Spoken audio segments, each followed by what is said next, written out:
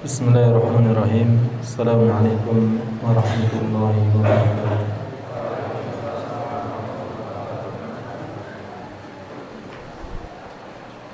Alhamdulillah, nahmaduhu wa nasta'inuhu wa nastaghfiruh wa na'udzu billahi min shururi anfusina wa min sayyiati a'malina. Man yahdihillahu fala mudilla lahu wa man yudlil fala hadiya lahu. Asyhadu an la ilaha illallah wahdahu la syarika lahu wa asyhadu anna Muhammadan 'abduhu wa rasuluh la nabiyya wa la rasula ba'da. Faqad qala Allah ta'ala fi kitabihil karim, ya ayyuhalladzina amanu ittaqullaha haqqa tuqatih wa la tamutunna illa wa antum muslimun. Ya ayyuhan nasu ittaqu rabbakumul ladzi khalaqakum min nafsin wahidah wa khalaqa minha zawjaha wa batha minhuma rijalan katsiran wa nisaa'a wattaqullaha alladzi tasaaluna bihi wal arham innallaha kana 'alaikum raqiba. Fa inna ahsanal kalami kalamullah wa khairal huda huda Muhammadin sallallahu alaihi wasallam wa syarrul umuri muhdatsatuha fa inna kulla muhdatsatin fid din bid'ah wa kulla bid'atin dhalalah wa kulla dhalalatin finnar. Para ummahat, jelas suaranya?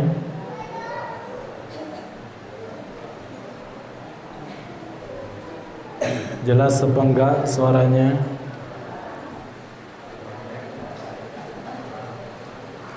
Kurang?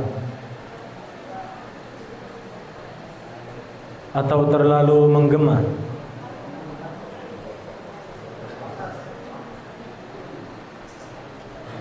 Ini yang paling penting ya. Tidak tahu yang ngomong siapa, yang penting ini kedengaran jelas. Jelas tak, Bu? Alhamdulillah. Ya.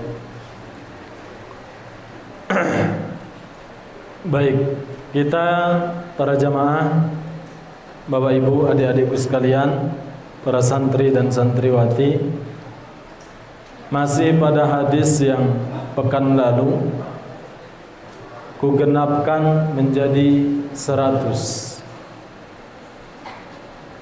Kisah seseorang yang dia telah membunuh 99 orang.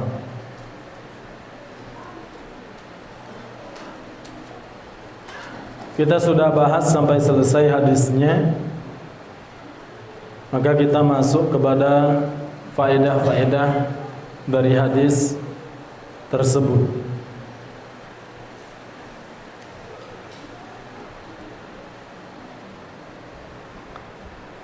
Faedah yang pertama adalah fadlul ilm wal ulama, keutamaan ilmu dan orang yang berilmu.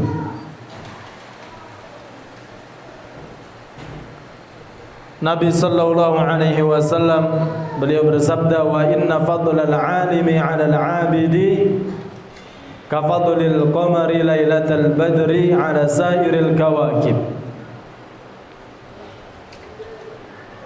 Perbedaan atau keutamaan antara orang yang alim dan abid, orang yang berilmu dan ahli ibadah, itu bagaikan rembulan. Ya, rembulan, bulan purnama yang nampak sangat indah bulan tersebut di antara ribuan bintang.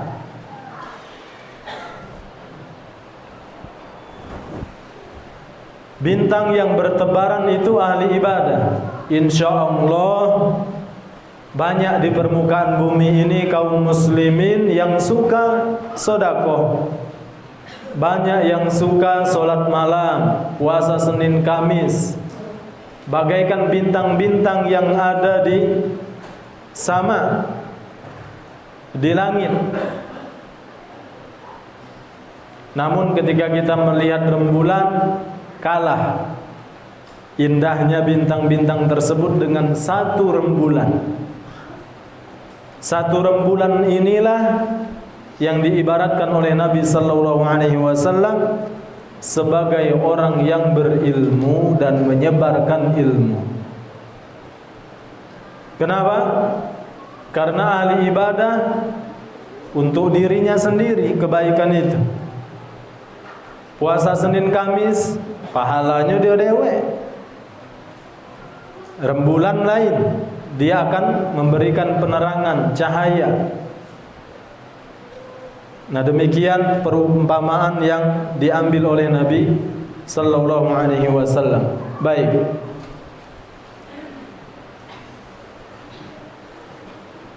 Kemudian faedah yang berikutnya adalah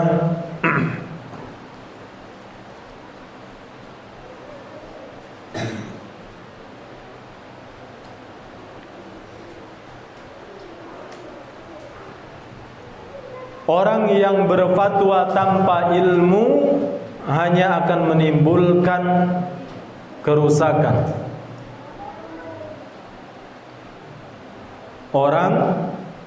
Ketika seseorang, ya Bapak Ibu, berfatwa menjawab tanpa ilmu, maka yang akan ditimbulkan hanya kerusakan. Di mana diambil ini faedah ini? Ketika orang yang telah membunuh 99 orang ini bertanya kepada rahib, seorang pendeta, fahal li min taubah atau fahal lahu min taubah, adakah taubat untuknya? Dia telah membunuh 99 orang. La, kata orang ini, enggak ada taubat untuk dia. Makanya saya kasih judul kajian kita ini, ku genapkan menjadi 100. Akulah bunuh 99 orang, ada enggak taubat untukku? Aku mau taubat. Enggak ada, kata dia. Ya sudah, berarti 100-nya kau. Langsung ditebas.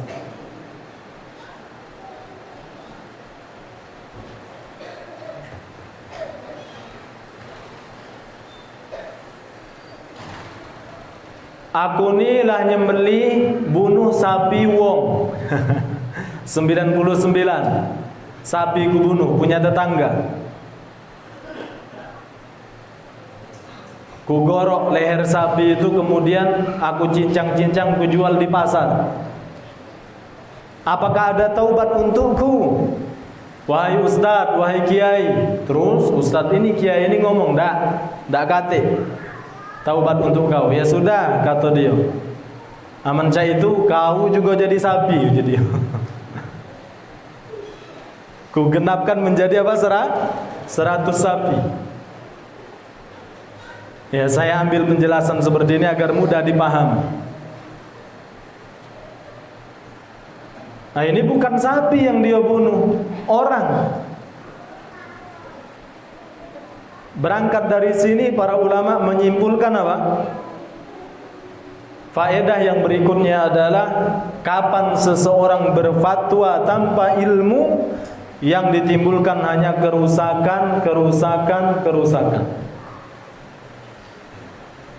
Makanya bagi para penuntut ilmu, kalimat yang harus paling lancar untuk diucapkan adalah apa? Kalimat wallahu a'lam. Kadang ada orang malu, Bapak Ibu, bilang wallahu a'lam. Ustadz ini kapan ditanya wallahu a'lam terus. Jangankan ustadz, jangankan kiai, Al-Imam Malik, ada 40 pertanyaan yang dijawab cuma 4. Orang-orang datang dari Andalusia, Spanyol, datang ke Madinah untuk bertanya kepada Imam Malik. Ya Imam Malik, kami ini datang dari Andalusia bertanya kepada engkau. Kemudian cuma engkau jawab 4, ada yang mengatakan cuma dijawab 8 dari 40 soal itu, pertanyaan itu. Imam Malik cuma mengatakan, aman aku tak tahu zaman. Ini calon para dai semua insyaallah. Amin ya rabbal alamin. Menjadi singa-singa podium nanti di desanya masing-masing. Amin ya rabbal alamin. Satu pesan. Aman kita tak tahu, bilang tidak tahu. Masalah agama ini dikit-dikit nyesat ke wong. Nggih.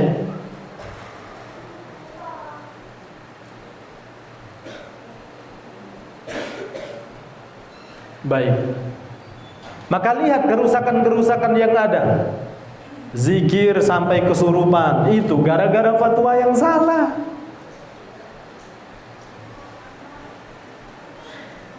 Jilbab gak wajib. Mohon maaf, maulidan sampai musik-musikan. Akhirnya hari santri saya baru baca. Entah kapan ya, beberapa hari yang lalu atau hari ini, peringatan hari santri kalau nggak salah.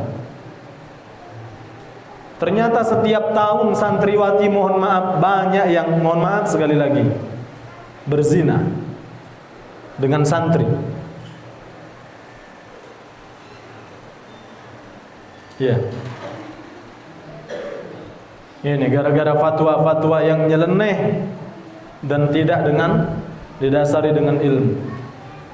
Kenapa kita mengucapkan wallahu a'lam? Saya punya pembahasan khusus ya tentang wallahu a'lam, kalimat wallahu a'lam. Bahkan ini sebelum kami lulus dulu dari Madinah, kami benar-benar ini mahasiswa dikumpulkan, dinasehati. Antum sekarang sebentar lagi kembali ke negeri antum masing-masing. Satu kalimat yang harus paling fasih dan lancar antum ucapkan adalah kalimat wallahu a'lam. Jangan takut, jangan malu untuk mengucapkan itu. Ini tidak. Selesai dari haji caklah tahu galau apa-apa. Pokoknya kalau sudah dari haji pakai peci putih, suruh imam ditanya tentang apapun dia jawab. Padahal haji tidak belajar di sana. Kalaupun 1 bulan belajar itu masih sangat-sangat kurang. Kita belajar dari buayan sampai ke liang lahat. Nah, ini kerusakan yang timbul. Seseorang membunuh 99 orang, kemudian dia mau bertaubat kepada Allah Subhanahu wa taala. Dia mengucapkan apa? Tidak ada taubat lagi untukmu. Sudah, berarti kau yang 100 saja dia.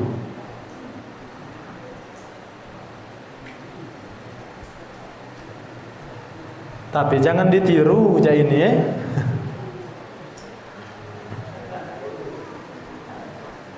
Cak mana Ustaz, aku inilah melakukan dosa dan demikian.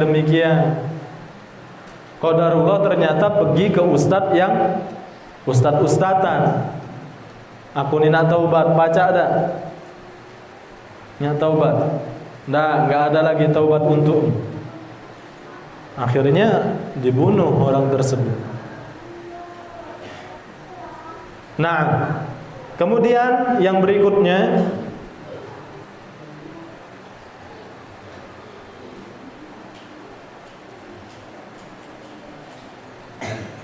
anjuran untuk berhijrah dari tempat yang tidak baik ke tempat yang baik.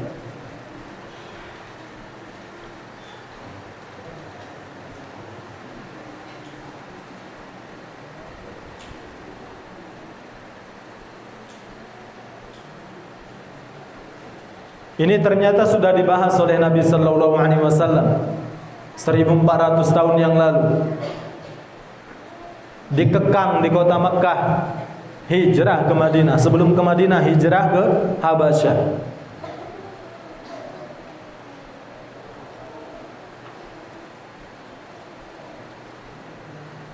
Nah,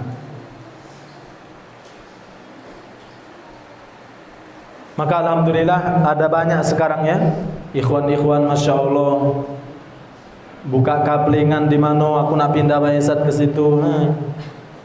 Cari lingkungan yang baik. Rasanya adem kalau lihat sholat jamaah, masya Allah, jauh dari organ tunggal segala macam. Hijrah. Nah, ini anjuran untuk berpindah dari tempat yang tidak baik ke tempat yang baik.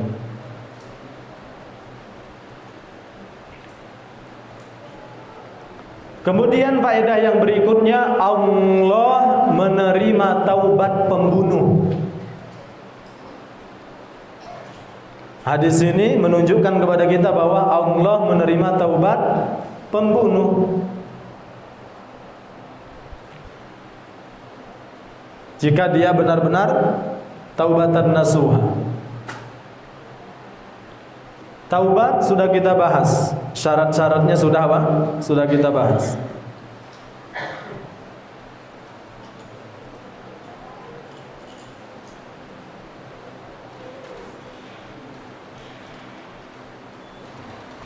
Para ulama ijma' sepakat bahwa seseorang yang membunuh bahkan berencana, berarti dengan sengaja, kalau dia benar-benar taubat, Allah terima. Ijma' para ulama. Nah, hanya saja ada segelintir ya berbeda pendapat untuk mentafsirkan firman Allah Subhanahu wa taala, wa may yaqtul mu'minan muta'ammidan fajazaohu jahannamu khalidan fiha wa ghadiba Allahu 'alaihi wa la'anahu wa 'adda lahu 'adzaban 'azima. Siapa yang membunuh seorang mukmin dengan sengaja, maka Allah murka, Allah laknat. Ya. Kemudian Allah masukkan dia ke dalam neraka jahanam, khalidan fiha. Dia kekal di dalamnya. Yang mana diselisihkan atau para ulama berbeda pendapat di mananya Ustaz khalidan fiha, karena tidak ada kata-kata abadah. Abadah kekal selama-lamanya. Di situ hanya dikatakan Allah berfirman khalidan fiha, tanpa ada kata abadah. Yang jelas para ulama ijma' sepakat bahwa kapan seseorang membunuh dengan sengaja bahkan, tapi dia benar-benar bertaubat, inabah kembali kepada Allah Subhanahu wa taala, Allah akan terima taubatnya dan taubatnya sah. Nah, kemudian yang berikutnya,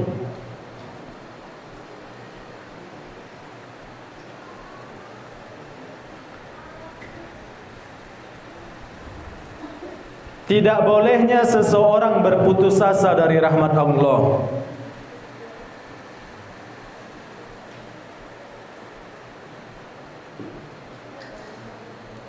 Tidak bolehnya seseorang berputus asa dari rahmat Allah. Ketika Allah mensifati dirinya sebagai rahmah, Allah mengatakan wa rahmatuhu wasi'at kulla syai'. Rahmat Allah itu meliputi segala hal.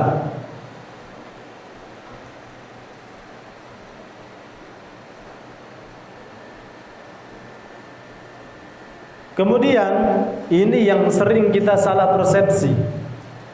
Karena ini kadang sering ya, memang sudah nempel di mindset kita, di pikiran kita.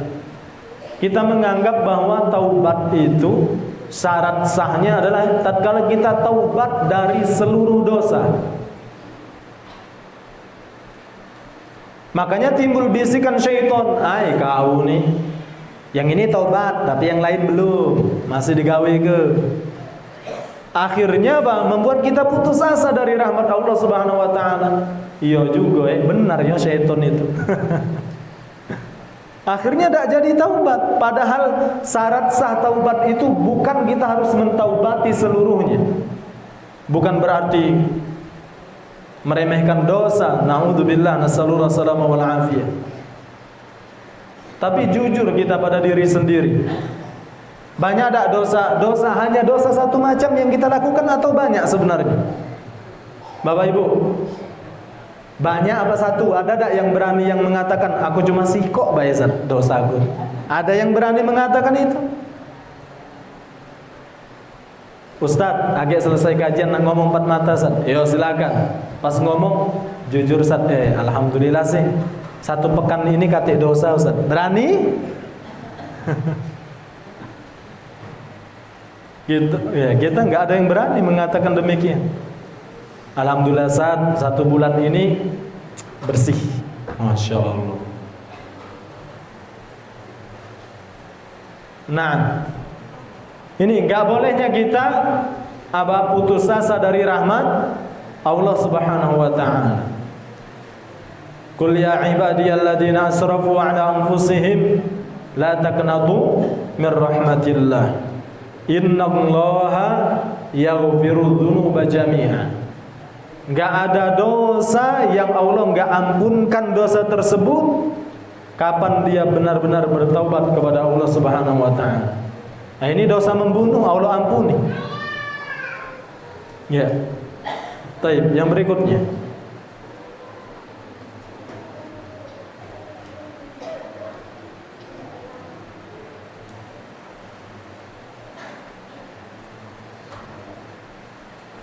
Nah, saya rasa itu ya faedahnya. Cukup. Ada berapa faedah? 8? 5. Irfa' asom Iqbal, Bikam 5 faedah ya. Nah, kita masuk ke hadis setelahnya.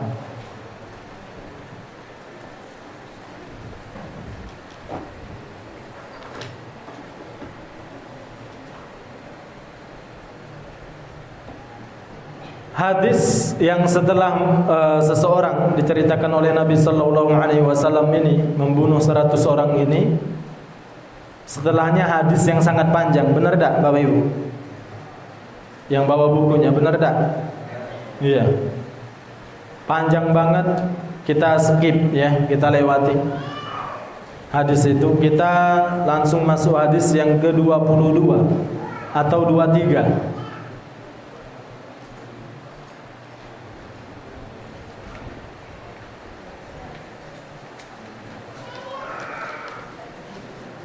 Mohon diingatkan kalau sudah azan ya.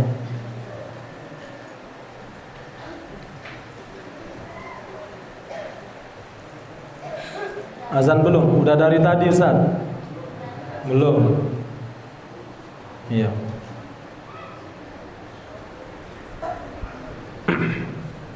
Saya bacakan hadisnya Bapak Ibu.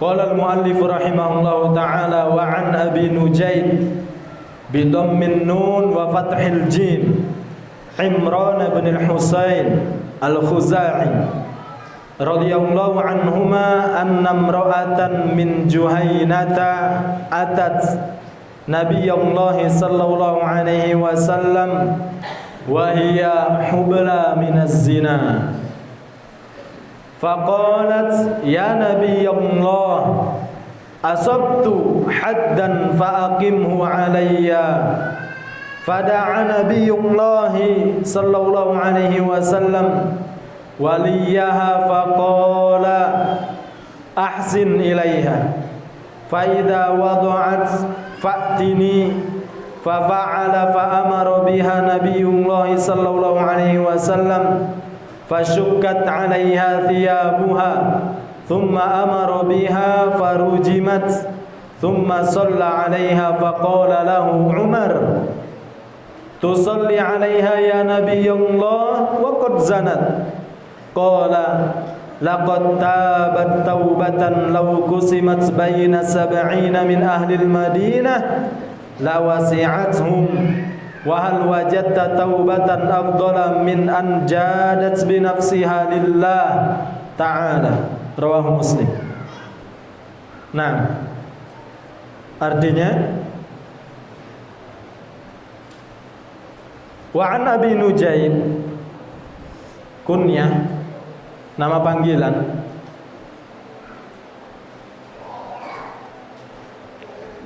Bidhammin nun wa fathil jim. Nunnya didommahkan, jimnya difathahkan. Nujaid. Azan. Baik, barakallahu fikum. Kita lanjut setelah azan insyaallah.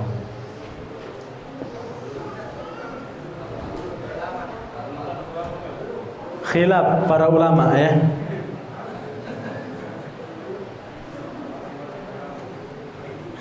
Iya, ana mau keluar dari khilaf antum, jadi sudah. Tunggu. Ya. Sudah belum? Berapa menit lagi?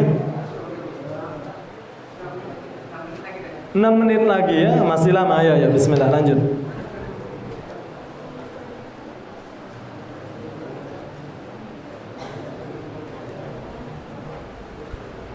Siapa beliau? Imran ibn al-Husain. Husain pakai so Husain al-Khuzai radhiyallahu anhuma, semoga Allah meridhai keduanya. Annam ra'atan, bahwa ada seorang perempuan min Juhainata, dari Juhainah, atat Nabi Allah, datang kepada Nabi sallallahu alaihi wasallam, wa hiya hubla minaz zina, dia hamil hasil dari perzinaan.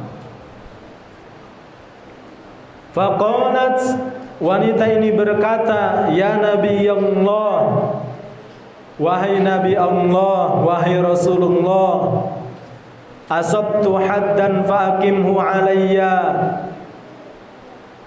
ini saya telah tertimpa kepada sesuatu yang ya saya melanggar lah istilahnya.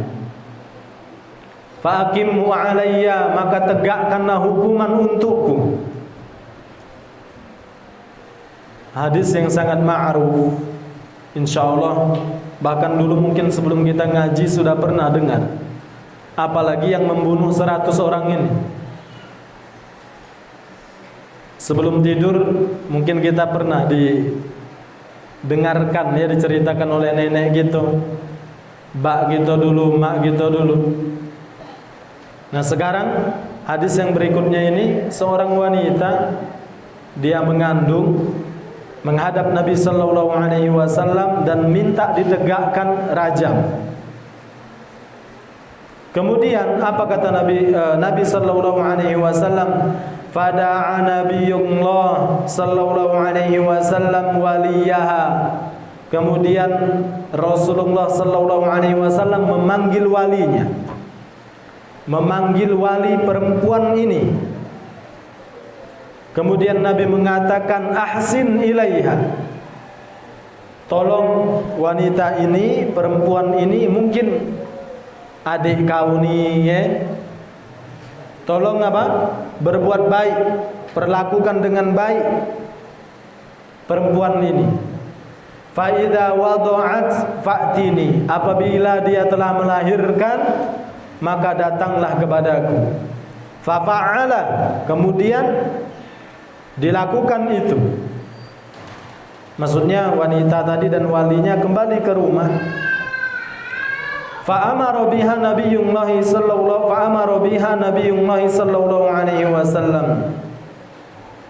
Kemudian setelah wanita tersebut melahirkan, dia datang kembali kepada Nabi sallallahu alaihi wasallam minta dirajam. Sudah isya belum? Baik, minta dirajam. Kemudian Nabi sallallahu alaihi wasallam memerintahkan apa? Fasyukkat 'alaiha thiyabuha, untuk dikencangkan pakaian perempuan itu. Maksudnya diikat dengan ikatan yang kuat, yang kencang. Dijelaskan oleh Syekh Shalih Al-Utsaimin di dalam kitab beliau ini, syarah ini. Maksudnya kata beliau agar auratnya tidak terbuka. Thumma amara biha farujimat, dirajamlah wanita tersebut, dilempari batu. Kemudian sampai meninggal dunia. Thumma shalla 'alaiha, setelah meninggal dunia Nabi sallallahu alaihi wasallam mensolati perempuan tersebut. Faqala lahu Umar, melihat Nabi melakukan itu, Umar berkata kepada Nabi sallallahu alaihi wasallam, "Tusalli 'alaiha ya Nabi Allah wa qad zanat." Apakah engkau mensolati perempuan itu padahal dia telah berzina? Wahai Rasulullah, kata Umar. Kemudian Nabi sallallahu alaihi wasallam mengatakan, "Laqad tabat taubatan law qusimat baina sab'ina min ahli al-Madinah lawasi'athum." Sesungguhnya wanita ini telah bertaubat kepada Allah, yang apabila taubat wanita ini dibagikan kepada 70 penduduk Madinah yang berbuat dosa, kemudian dibagikan taubat wanita ini kepada 70 orang tersebut, maka itu sudah sangat mencukupi mereka. Baik. Azan? Insyaallah.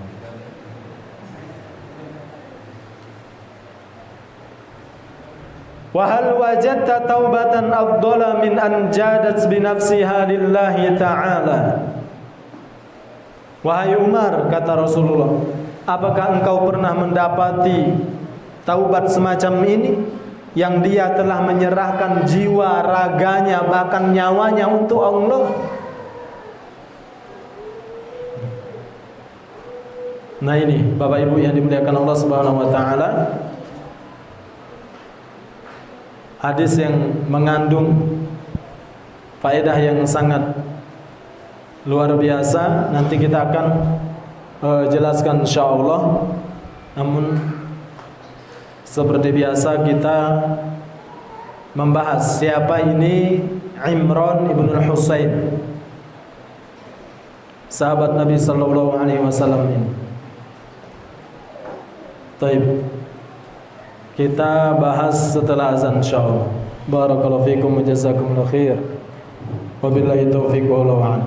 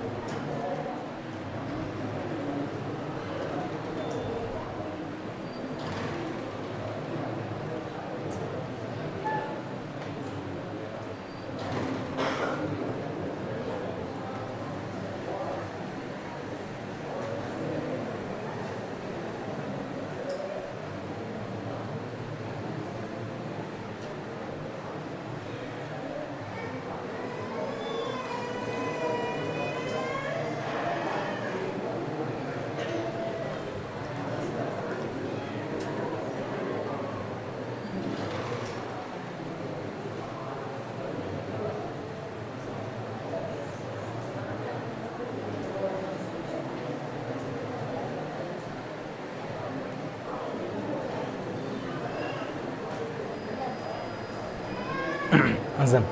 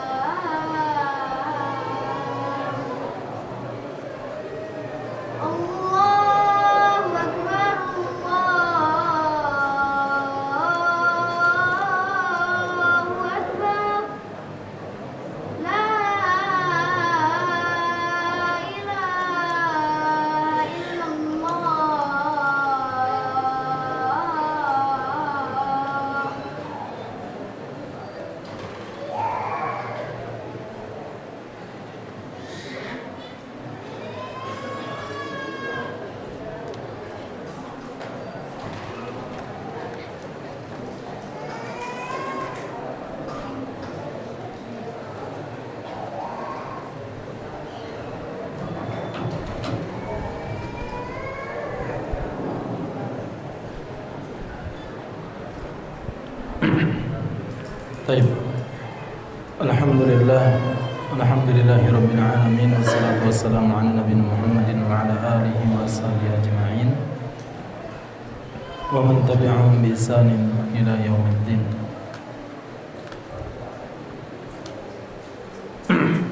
Imran ibn al-Husain. Ya syabab, perhatikan. Imran ibn al-Husain ini beliau bernama lengkap Imran ibn al-Husain bin Ubaid bin Al-Khalaf bin Al-Khalaf Al-Khuzai.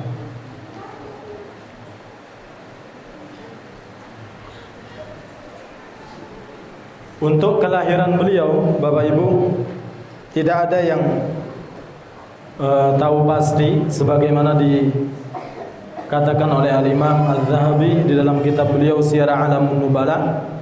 Namun tahun meninggalnya sekitar tahun 52 Hijriah. Beliau meninggal di Basrah. Meninggal di Basrah dan dikuburkan di Basrah. Beliau menjadi hakim di Basrah.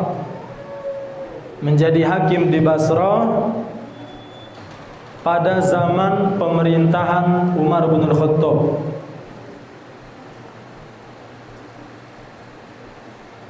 Menjadi hakim, menjadi qadhi di Basrah pada zaman Umar bin Khattab.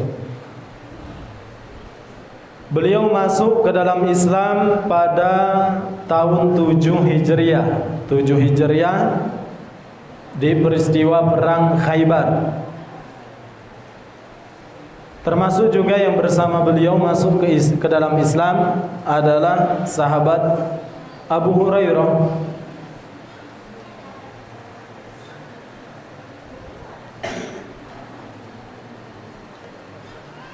Nah, Imran ibnul Husain inilah beliau yang mendapatkan apa?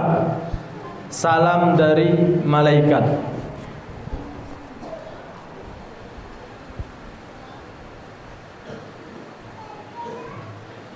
Kita dapat salam dari kawan kita lah, senangnya luar biasa, Masya Allah. Dapat salam dari orang yang kita cintai,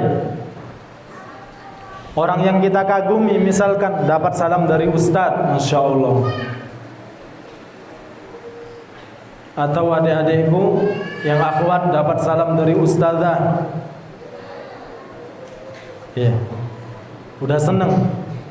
Baik, kita tidak perlu berpanjang lebar ya. Insya Allah pekan depan kita masuk ke hadisnya. Kita coba jawab beberapa pertanyaan. Semoga Allah Subhanahu wa taala membukakan pintu-pintu ilmunya.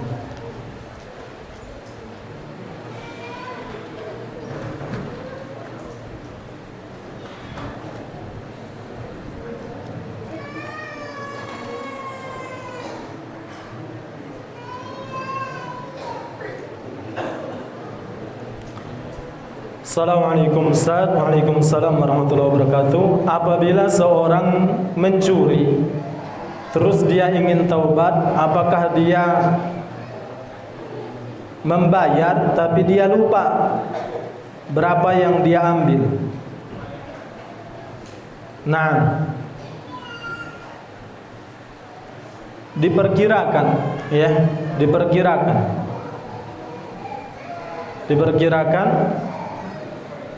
dengan ijtihadnya. Biasanya kalau lupa itu sudah jadi profesi, karena udah keseringan, udah lupa. Punya ini pernah dicuri oleh dia, punya ini, akhirnya saking banyaknya beraponian ya, yang ini beraponian. Diperkirakan ya. Dan inilah taubat apabila berkaitan dengan hak makhluk, harus dikembalikan.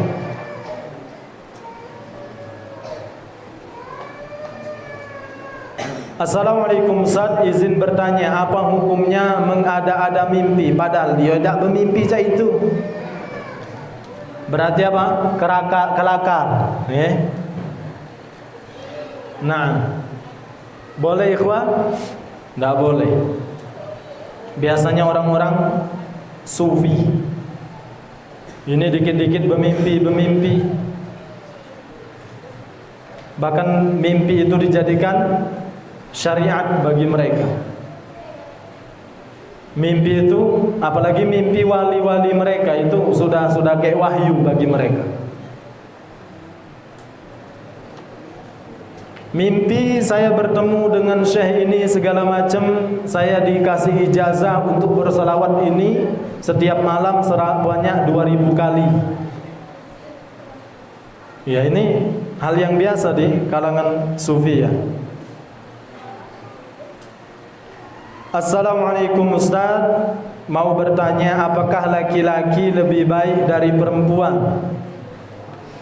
Cak mano ibu-ibu? Enggak ada itu. Allah semua sama ratakan, mau perempuan mau laki-laki. Kapan dia fajir berdosa, faman ya'mal mithqala dzarratin khairan yarah wa man ya'mal mithqala dzarratin syarran yarah. Bahkan mohon maaf ya, anak hasil zina pun kalau dia benar-benar menjadi anak yang soleh soleha, berhak masuk surga. Ya, justru Islam sangat memuliakan kaum wanita yang disuruh begawi, laki nyobai, perempuan sibuk dia dengan ngurusi apa? Anaknya di rumah. Namun kemudian orang-orang barat mereka keluar dengan istilah mereka apa itu? Emansipasi wanita, menyamaratakan.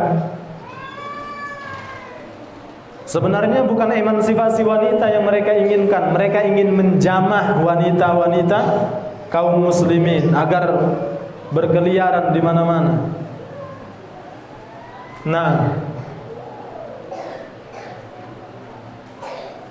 emansipasi wanita maksudnya mau menyamakan antara laki-laki dan perempuan. Jelas berbeda. Ya, nggak bisa disamakan. Namun kalau yang dimaksud adalah dengan ganjaran amal soleh, ganjaran tatkala berbuat dosa, sama semua. Ya. Ada cerita di bis, ini terjadi di barat. Di bis, kemudian ada seorang wanita tegak berdiri dalam bis itu, tegak.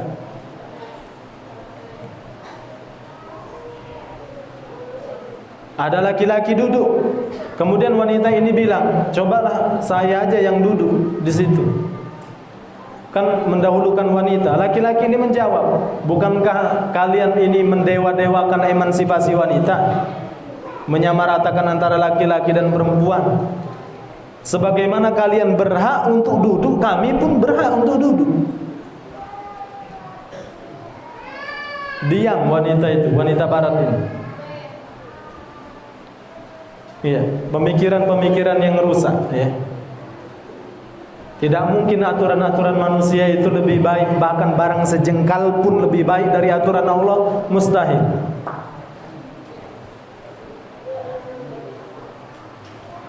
Taib, wallahu a'lam. Assalamualaikum warahmatullahi wabarakatuh. Ustaz, izin bertanya di luar tema.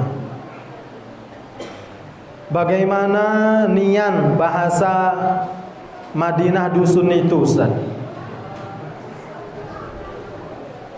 Coba sekarang ana tanya dulu, yang ada di benak antum, Madinah itu apa? Madinah itu artinya kota. Tapi kan yang ada di mindset kita, Madinah maksudnya ya Madinah, tempat Nabi sallallahu alaihi wasallam. Madinah itu artinya kota. Madinah itu Tanjung Raman, berarti kota Tanjung Raman. Baik, apakah di Madinah, di kota Nabi Sallallahu Alaihi Wasallam ada dusun? Ada. Ada di belakang Gunung Uhud itu ada dusun. Di sekitar Gunung Uhud itu ada dusun. Baik. Saya berdoa kepada Allah Subhanahu Wa Taala, mudah-mudahan seluruh santri di sini nanti bisa belajar di sana. Amin. Ya Rabbal Alamin. Nah, baik, Bapak Ibu yang dimuliakan Allah Subhanahu Wa Taala, yang kita pelajari, mungkin bapak-bapak ada yang belajar sama Ustaz Habib bahasa Arab, atau ibu-ibu ya belajar dengan ustazahnya online mungkin. Yang kita pelajari itu bahasa baku, bahasa Al-Quran, bahasa kitab. AG aman di Madinah, di Arab Saudi, mohon maaf, gak kepake. Keseringan gak kepake, karena itu bukan bahasa sehari-hari. Aman kita belajar kitab, belajar di ruangan, kuliah, itu kepake. Seperti kaifahaluka, bagaimana kabarmu? Mada turidu, apa yang kau inginkan? Tapi di sana enggak kepake. Kesehariannya bukan mada turidu, esfik. Jauh dah Bapak Ibu. Esfik. Turid. Kamu mau apa? Kaifahaluka tadi jadi kaifhal. Kaifhal. Bagaimana keadaan? Enggak kepake lagi kaifahalu. Sama juga dengan bahasa Indonesia. Bahasa Indonesia ya enggak? Kalau bahasa bakunya, ada apa dengan dirimu? Iya tak? Lama dah aman kita nak cai itu. Lama nih ya. Ternyata ada bahasa sehari-hari. Lo kenapa? Ada apa dengan dirimu? Tinggal lo kenapa? Selesai. Jadi jujur ya, Dulu saya 3 bulan atau 4 bulan nggak paham bahasa di sana itu. Ketika saya ditanyain sama teman satu kelas, orang asli Madinah, dia ngomong pakai bahasa dia itu, bahasa yang seperti tadi saya praktekin. Saya pelangak-pelongo aja. Ya Allah, padahal di Indonesia udah ngajar bahasa Arab. Nah, yaitu bahasa dusun ya, Madinah. Mau di Madinah, di Mekah, di Yanbu, di Taif, semuanya pakai bahasa keseharian. Assalamualaikum Ustaz. Waalaikumsalam. Apakah boleh kita bergulat? Konteksnya bagaimana dulu? Bergulat sesama santri jangan. Ya.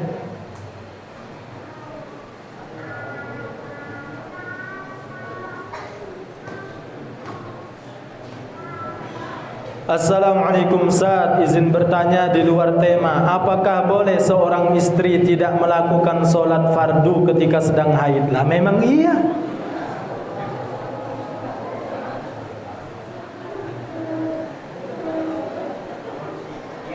Memang iya kan? Ayo dah, belajar dulu, belajar ya.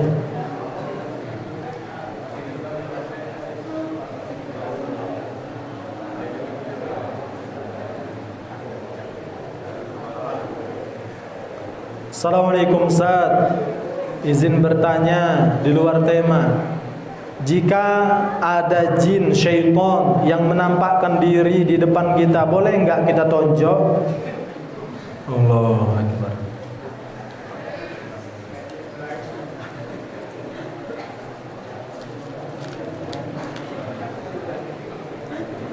Assalamualaikum Ustaz, Afwan mau bertanya di luar tema. Ada kawan ana mau kurban, tapi untuk orang tuanya yang sudah meninggal, apakah hal ini bisa? Lalu bagaimana caranya? Saya lebih condong kepada pendapat bahwa kalau tidak ada wasiat nggak usah dilakukan. Nah, khusus untuk kurban ini, walaupun ada juga sebagian para ulama menyamakan dengan apa? Menyamakan dengan kita umroh, badal haji. Iya, tapi saya lebih condong kalau tidak ada wasiat dari orang tuanya, tidak perlu. Nah, wallahu a'lam, silakan bertanya ke ustaz yang lain.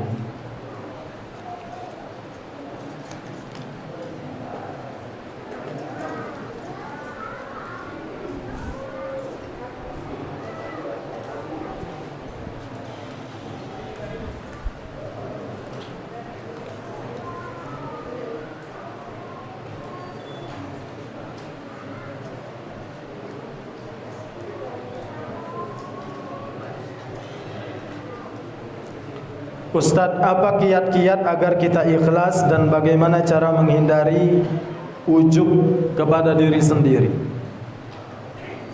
Nah, tentu utamanya adalah dengan berdoa dan belajar, ya. Dan lihat kepada orang-orang yang jasanya lebih banyak dari kita. Lihat orang-orang yang jasanya lebih banyak dari kita. Saya pernah membawakan kisah pada zaman Imam Ahmad, ada seorang ulama dikasih uang 25 juta. Sekitar 10 dinar. 25 juta, kemudian ketika dikasih ada orang pengemis yang datang.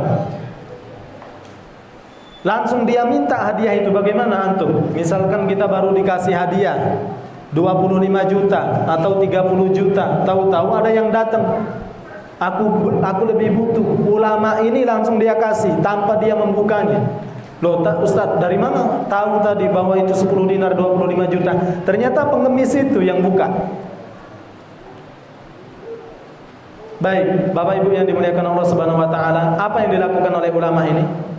Setelah dia mengasihkan hadiah yang barusan dia terima, dia kasih kepada pengemis itu, kemudian apa? Ulama ini menangis. Menangis sampai menundukkan pandangannya, menundukkan kepalanya, menangis, dan dia berbisik kepada dirinya sendiri sambil mengatakan, akhlisi ya nafsi, akhlisi ya nafsi, wahai jiwaku, ikhlaskan, ikhlaskan. Dia menangis takut kalau dia nggak ikhlas. Para ulama itu, orang berilmu itu mainnya sudah di level itu. Ya. Aman kita apa yang kita lakukan? Aku nih baru dikasih. Dia nih ngasih aku, bukan kau. Oke lah. Walaupun gak mencaci maki, mungkin kita buka dulu, ternyata isinya 30 juta, kita kasih 500 ribu, wajar? Wajar. Ini tidak dikasihkan semua dan ulama ini menangis karena takut dia gak ikhlas. Dari mana para ulama bisa main di level itu? Karena belajar, tahu tentang Allah, tahu tentang ganjaran yang akan dia terima. Nah, pengetahuan ini berasal dari mana? Belajar. Ya. Namun setelah belajar juga kita mohon taufik dari Allah Subhanahu wa taala. Banyak orang yang belajar enggak diberi taufik oleh Allah. Banyak orang hafal Quran, akhlaknya enggak menyentuh Al-Quran sama sekali. Maka setelah belajar minta taufik dari Allah Subhanahu wa taala. Nah, wallahu a'lam.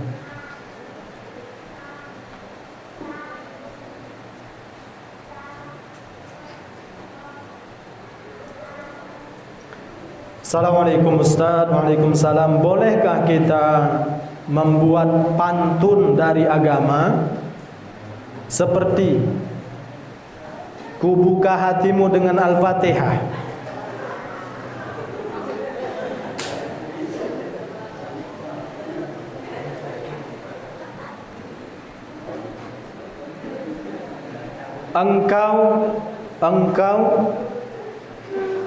Engkau ciptaan Allah yang paling sempurna, yang paling indah.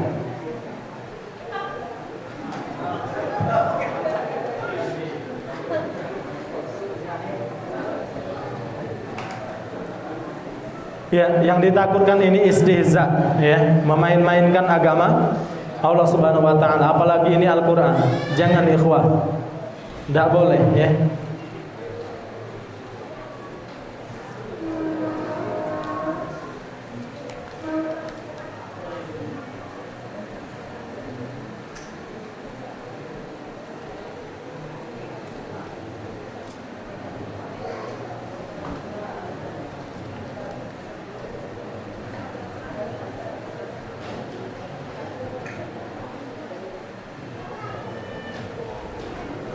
Ustadz, kita kan nggak boleh riba, nggak boleh jelek ke wong dari belakang.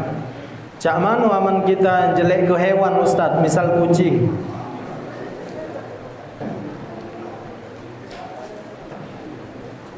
Coba kau tanya sama kucing itu, ikhlas tak dia?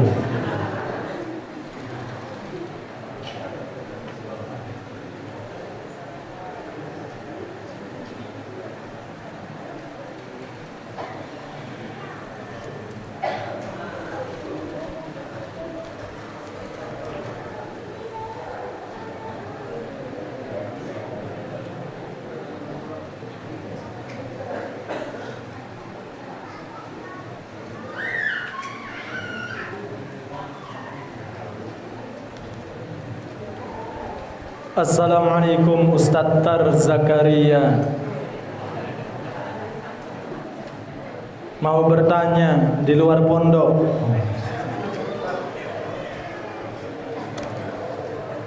Allah. Berarti agak selesai kajian nak bertanya di mana kan? Aku nak balik.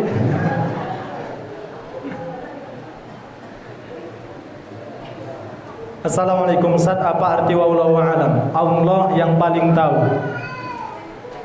Wallahu a'lam, Allah yang paling tahu. Baik. Boleh enggak kita mengucapkan Allah wa rasuluhu a'lam? Boleh enggak? Enggak boleh. Kok enggak boleh Ustaz? Iya, Nabi telah wafat. Kalau Rasulullah masih hidup, maka boleh Allahu wa rasuluhu a'lam. Sebagaimana itu dijelaskan oleh para ulama. Nah,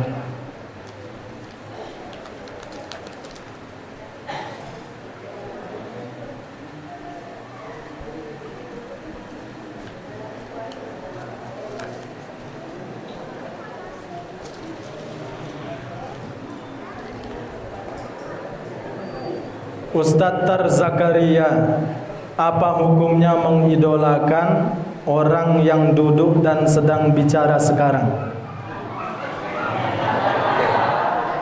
Yaitu Ustadz Tar Zakaria.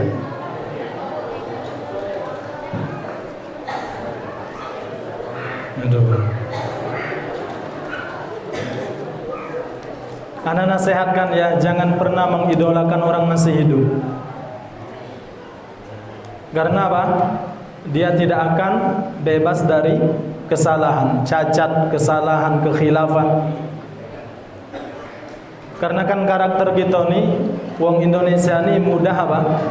Mudah menyanjung dan mudah, iya, menyanjung kemudian apa? Lawan menjatuhkan. Iya.